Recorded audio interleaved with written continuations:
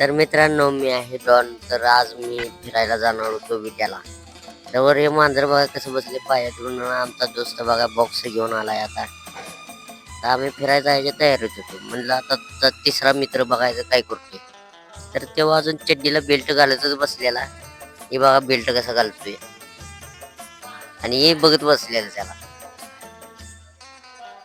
आता म्हणलं जायचं बाहेर वाट बघायची त्याची. गाडीवर बसलो आम्ही, आला तो. आणि आता म्हणलं जायचं. आम्ही गाडीवर निघालो निघालो निघालो आणि मधनं त्याला मुतायला आलं.